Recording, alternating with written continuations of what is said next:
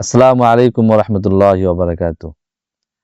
আজকে আমরা আলোচনা করব শিয়াদের আপডেটেড আকিদা। মুফতি ইজাহারুল্লাহ সাহেব, মুফতি ইজাহার, তিনি একটা কওমি মাদ্রাসা আলেম, তিনি তাদেরকে নিয়ে একটা গবেষণা করছে। তার একটা ভিডিও আগে আমরা দেখব, দেখে তারপরে এর উপর আলোচনা করব ইনশাআল্লাহ। তিনি কি বলেন সেটা আগে আমরা ভালোভাবে শুনে নিই, কারণ তেনার কথা মুফতি সাহেব বলতেছে, তেনার কথা যদি আমরা না বুঝি না শুনি তাহলে তো আমি আন্দাজে বললে শুধু হবে না। সেজন্য তাদের আগে আলোচনা শুনে নি তারা কি বলে। মুফতি সাহেব: এখানে নতুন কোনো আকীদা নেই। শিয়াদের মধ্যে বিভিন্ন স্তর আছে। জাইদি শিয়া, ইসমাইল আগা খানি শিয়া, তারপর ইসনা আশারি শিয়া, তিনটা ফেরকা আমরা জানি। জাইদি শিয়া যারা, তাদেরকে আলোচনা জামা তাদেরকে কাফের বলেন নাই। আর ইসমাইল আগা খানি শিয়া যারা, আগা খানিও যে এখানে এদের ব্যবসা আছে, এদের ছেলেরা কত টুপি পরে এরকম গোল্ডেন ইয়ে, আর মহিলারা এক রকমের একটু বোরকা পরে এরকম, আগা খানি এগুলো ভয়ঙ্কর কাফের এগুলো। ইসমাইলি একবার ইহুদি কানেকশন এদের সাথে। তো এদেরকে ইরানিরা ওদের কাফের বলে। 3 নম্বর হলো ইসনা আশারি ইরানি যারা আছে, ঠিক আছে। এদের ব্যাপারে প্রথম ওলামায়ে কেরাম ফতোয়া দেননি, পরবর্তী ওলামায়ে কেরাম তাদের তাকফির করেছেন। ইমাম খুমেনির আকীদার কারণে। এবং এই তাকফিরের মধ্যে ভারতবর্ষের সমস্ত ওলামায়ে কেরামের সিগনেচার আছে ইসনা আশারি তাকফিরের ব্যাপারে। এখানে বিষয় হলো ইসরায়েলের বিরুদ্ধে, আমেরিকার বিরুদ্ধে তাদের সাথে আমাদের কৌশলগত সম্পর্ক থাকবে, তাতে কোনো সমস্যা নেই। তারা আসতে পারে, বসতে পারে, কোনো অসুবিধা নেই। এটা কৌশলগত সম্পর্ক রাখা উচিত এটা, কারণ আমাদের শত্রু আমেরিকা, আমাদের শত্রু ইসরায়েল, এভাবে ভারত। ইনি যেটা বর্ণনা করলো যে আগেকার আলেমগণ তাদের ব্যাপারে কোনো কিছু ফতোয়া দেয়নি, কিন্তু আরেকটা ভাষণ আলেমগণ তারা সেখানে ফতোয়া দিয়েছে, এবং ইন্ডিয়ান সমস্ত আলেমগণ সেখানে সিগনেচার আছে। মানুষের আকীদা ওপর আপনাদের সিগনেচার আছে, সেটা আপনারা বিশ্বাস করেন তাদেরকে কাফের বানানোর জন্য, মানুষ আবিষ্কৃত। এর এগেনস্টে অবশ্যই ইরানের মতো একটা শিয়া রাষ্ট্রের সাথে আমাদের কৌশলগত সম্পর্ক রাখলে কোনো সমস্যা নেই, এবং এটা আমাদের গ্লোবাল যে মানহাজের শিয়ুখরা রয়েছেন, শহীদ 3 শতাব্দীর শহীদ রাহিমাহুল্লাহ তাআলা, ওনাদের কাফেলা তাইফ এবং সূরা, ওনারাও একটা কৌশলগত সম্পর্ক রাখছেন। কৌশলগত এটা তো সমস্যা নেই, কিন্তু আকীদার সম্পর্ক রাখা যাবে না, কোনোভাবে তাদের সাথে আকীদার সম্পর্ক রাখা যাবে না। শিয়ারা তাকিয়া করে ওদের আকীদাটাকে, ওরা এটা ওদের ওদের ওদের তাকিয়া, এটাকে তাকিয়া বলে, আকীদাকে গোপন রাখে। এই জন্য আহলে সুন্নাত জামাআরা কনফিউজ হয়ে যায়। অনেক বড় বড় আলেমরাও বলে যে না, ওরা তো সব ঠিক আছে। আরে এটা তো আকীদা গোপন রাখাটাই তো তাদের নিয়ম এটা। তো আবার একটা নতুন একটা আপডেট আমরা হজের সফরে পেয়েছি, এবং এর গতবার সফরও, সেটা হলো খামেনি যিনি মারা গেছেন,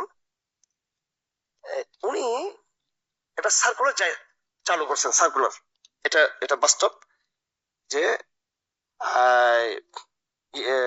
সাহাবাদেরকে গালাগালি করা যাবে না।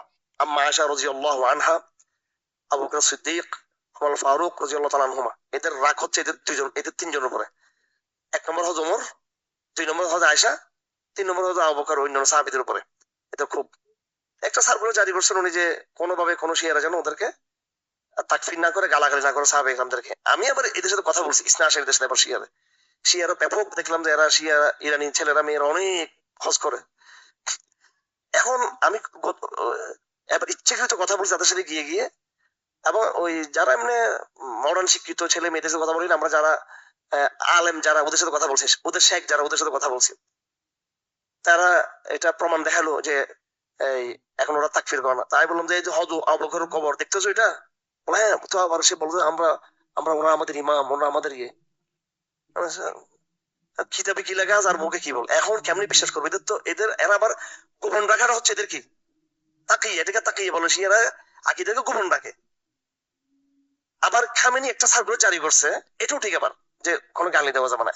খামেনি একটা লিবারেল একটা পরিবেশ কায়েম করছে ওখানে, মোটামুটি সুন্নিদেরকে স্বাধীনতা দেখতে দিতে। উনি আগে অনেক কঠোর অবস্থা ছিল, এখন খামেনি এটা কি কৌশলগত কারণে করছে নাকি আসলে অন্তর থেকে তিনি এটা তওবা করছেন? সব বিষয় নিয়ে ভাই আমি মারাত্মক মানে এটা নিয়ে আমি তাদেরকে বিশ্বাস করতে পারতেছি না। এই কারণে আমার মতামতটা আগে যেটা, সেটাই আমি ইসলাম শরীয়তকে কাফেরই মনে করি, এখনো মনে করি সেটা। আস্তাগফিরুল্লাহ। এখানে আলোচনার বিষয়, তিনি অনেক সুন্দর একটা গবেষণা করেছেন। হজের মৌসুমে যে ইরানিরাও হজ করতে আসে, হজের মৌসুমে যে যারা আলেম তাদের সাথে আলোচনা করছে, এবং তারা কিন্তু সুস্পষ্ট ভাষায় বলে দিল যে খামেনি একটা সার্কুলার তৈরি করছে যেখানে সাহাবীদেরকে নিয়ে আলোচনা করা, সমালোচনা করা যাবে না। মা আয়েশাকে, আবু বকর রাদিয়াল্লাহু তাআলা আনহুকে, ওমর রাদিয়াল্লাহু তাআলা আনহুকে নিয়ে কোনো আলোচনা করা যাবে না। একটা সার্কুলার তৈরি করছে, সত্য ঘটনা এটা।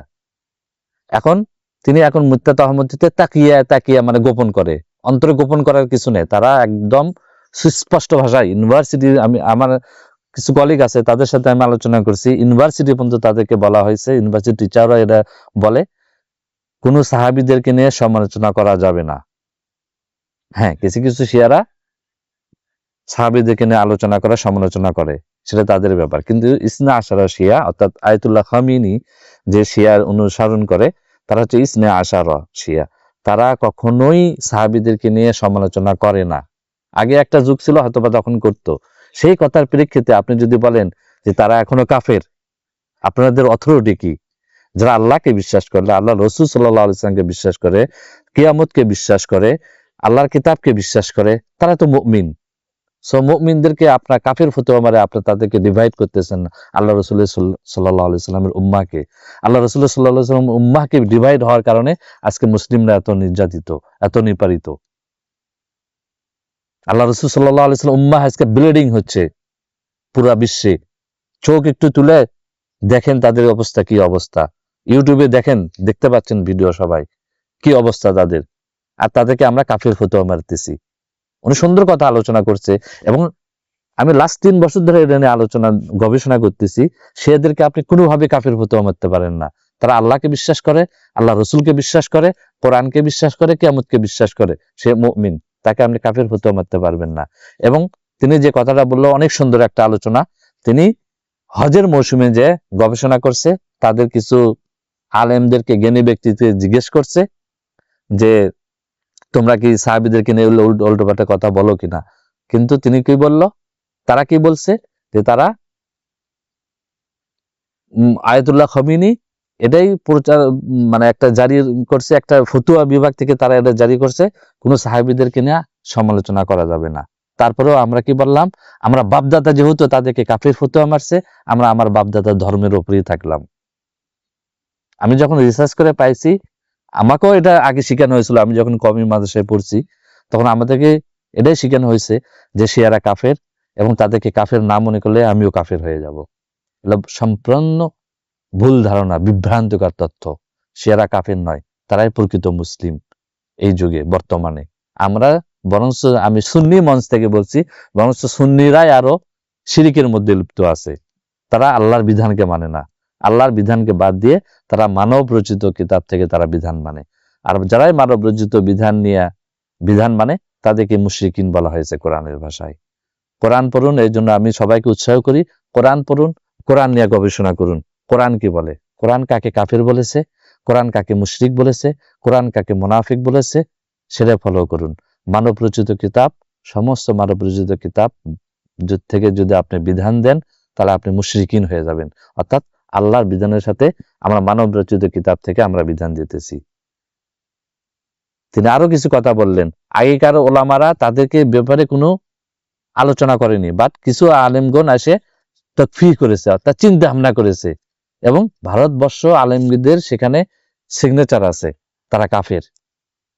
ভারতবর্ষের আলেমের কোনো আলেমের কোনো কথা দলিল না, এগুলো বিভ্রান্তকর তথ্য তারা এলা আবিষ্কার করছে। এবং তিনি সত্য জানার পরেও সত্যকে স্বীকার করলো না। তারপরে কি বলল, তারা কি হলো, এদের তাকিয়া করে, অর্থাৎ গোপন করে। এখানে গোপন করার কিছু নাই। এগুলো আকীদা সব মানব রচিত আকীদা, এগুলো গোপন করার কোনো কিছুই না। এগুলো তারা এটাই বিশ্বাস করে, কোনো সাহাবীদেরকে নিয়ে তারা সমালোচনা করে না। কিন্তু আমরা মিথ্যা তহমত দিই তাদের উপরে। এগুলো মিথ্যা তহমত দিয়ে আমরা রাসূল সাল্লাল্লাহু আলাইহি সাল্লামের উম্মাহকে বিভক্ত করে ফেলছি, এবং বিভক্ত হয়ে আজকে রাসূল সাল্লাল্লাহু আলাইহি সাল্লাম উম্মাহ আজকে ব্লিডিং হচ্ছে প্রত্যেক দেশে দেশে, আজকে নির্যাতিত, নিপীড়িত। কারণ আমরা বিভিন্ন ফতুয়া মেরে, বিভিন্ন আলেম সমাজের ফতুয়া দিয়ে মুসলমানকে ডিভাইড করে দিছি। ডিভাইড হওয়ার কারণে আজকে রাসূল সাল্লাল্লাহু আলাইহি ওয়াসাল্লাম উম্মতের এই অবস্থা। সো আমার এখানে ইন্সপিরেশন আপনাদের জন্য একটাই, কোরআন পড়ুন, ইসলামের ইতিহাস পড়ুন, কারা এই ডিভাইডিং রুলসটা তৈরি করছে, কখন থেকে তৈরি করছে, পড়লে আপনারা জানতে পারবেন। এই জন্য আমি সবাইকে বলি, ইসলাম কখন থেকে ডিভাইডিং হওয়া শুরু হয়েছে? ইসলাম ডিভাইডিং হওয়া শুরু হয়েছে তৃতীয় খলিফা হযরত ওসমান রাদিয়াল্লাহু আনহু হত্যার পরে। এই হত্যার বিচার নিয়ে কিছু, যাদেরকে আমরা সাহাবী মনে করি, যাকে আমরা কাতেবে ওহী মনে করি, হযরত আমিরে মুআবিয়া, যাদেরকে আমরা কাতেবে ওহী মনে করতেছি, তাদেরকে সত্যহিতর মাপকাঠি দাঁড় করাইতেছি। তারা কি করছে? আহলে বায়াতের বিরুদ্ধে যুদ্ধ করছে, অর্থাৎ হযরত আলী রাদিয়াল্লাহু তাআলার বিরুদ্ধে যুদ্ধ করে এখান থেকে মুসলমান দুই ভাগে বিভক্ত হয়ে গেছে। একটা হচ্ছে শিয়া নামে, আরেকটা হচ্ছে সুন্নি নামে। শিয়ারা হচ্ছে হযরত আলী রাদিয়াল্লাহু তাআলাকে ফলো করে, অনুসরণ করে, খেলাফত হিসেবে মানে, এবং সুন্নিরা হলো হযরত আমিরে মুআবিয়া রাদিয়াল্লাহু তাআলা আনহুকে ফলো করে, যাদের ধর্মের বিধান কোরআন, হাদিস এবং ইজমা, কিয়াস, এগুলো। কিন্তু ধর্মের বিধান একমাত্র আল কোরআন। কোরআন ছাড়া কোনো ধর্মের বিধান নাই। সমস্ত বই আপনি পড়ে আপনি জ্ঞান অর্জন করতে পারবেন, হাদিস, ইজমা, ফিকহ পড়ে আপনি জ্ঞান অর্জন করতে পারবেন, বাট এগুলো ধর্মের কোনো বিধান না। ধর্মের বিধান একমাত্র কোরআন। এই জন্য কোরআন পড়ুন, প্রত্যেকদিন একটা আয়াত হলেও অর্থ সহ বুঝে পড়ুন, ইনশাআল্লাহ হিদায়াত প্রাপ্ত হবেন। এটা সংক্ষিপ্ত আলোচনা করলাম। মানুষ আবিষ্কৃত কোনো বিধান দিয়ে মানুষকে ফেরকাবাজি করা মোটেও ঠিক না।